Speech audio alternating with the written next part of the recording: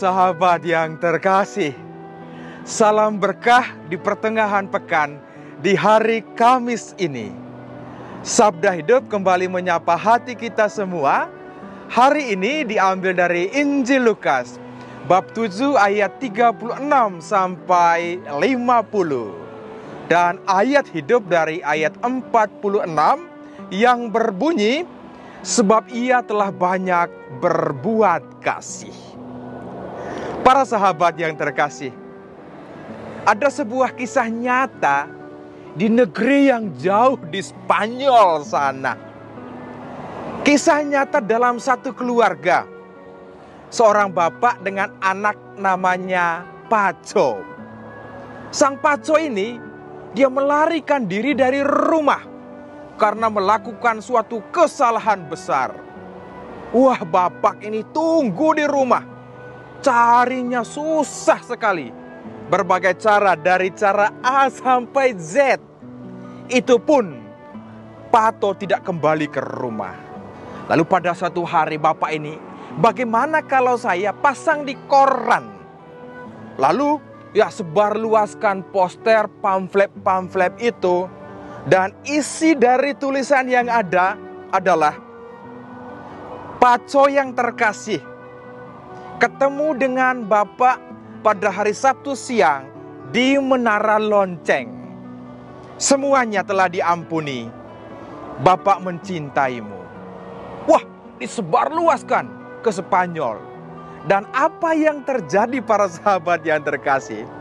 Di hari Sabtu siang sesuai dengan waktu yang ada, wah, ada 800 orang Paco yang datang di Menara Lonceng itu.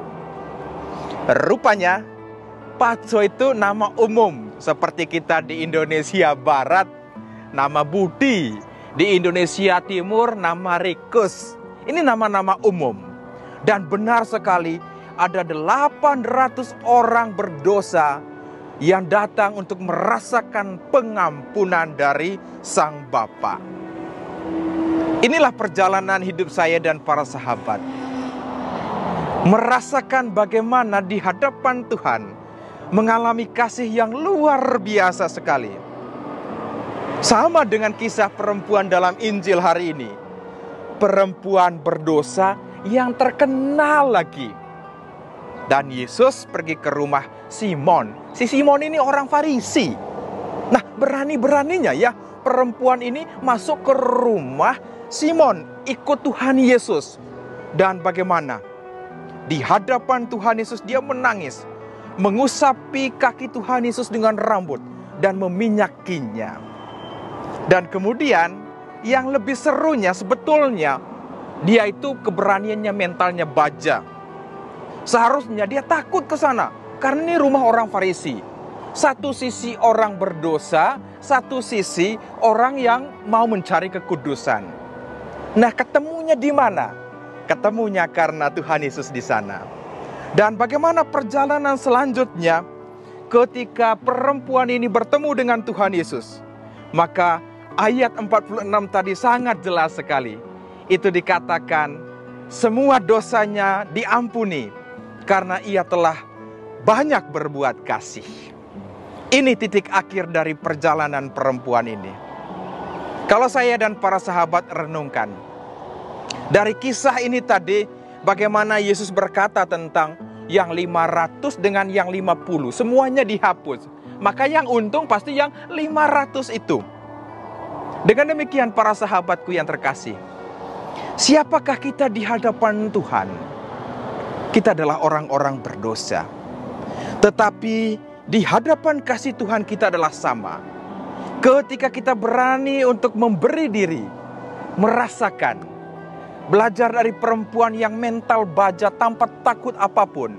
Karena mau merasakan apa yang disebut dengan air pengampunan, minyak kasih dari Tuhan Yesus sendiri. Inilah kekuatan dia, inilah kekuatan saya dan para sahabat. Karena kita yakin dan percaya Tuhan kita itu Tuhan Maha Pengasih. Dan yang lebih penting dari itu, setelah kita mengalami bagaimana Tuhan mengasihani kita, jangan lupa untuk lebih banyak berbuat kasih. Ketika tangan satu kita sudah memohon, Tuhan ampunilah dosa saya, maka tangan yang lain juga kita mesti pergi kemana-mana, buat banyak kasih. Karena di sana kita merasakan antara doa dengan perbuatan itu menyatu. Karena dalam Injil Yesus sangat jelas sekali. Datanglah kepadaku kalian yang letih lesu dan berbeban berat. Aku akan memberikan kelegaan kepadamu. Datanglah ke hadapan Tuhan. Apapun dosa yang telah kita lakukan, gedenya, kecilnya, itu bukan menjadi masalah. Kekuatan kita saat ini adalah merasakan Tuhan itu begitu baik dan memberkati kita semua. Dengan demikian para sahabatku yang terkasih, beriman berarti Tuhan, inilah kekurangan saya. Saya mau melayani Tuhan dengan apa yang ada pada saya. Karena itu melangkahlah. Setelah kita merasakan air pengampunan, pergilah, berbagilah air kasih kepada satu dengan yang lain. Teruslah melangkah para sahabat yang terkasih. Sabda Tuhan, sabda hidup. Tuhan Yesus memberkati, Bunda Maria merestui. Amin. Waktu Tuhan pasti yang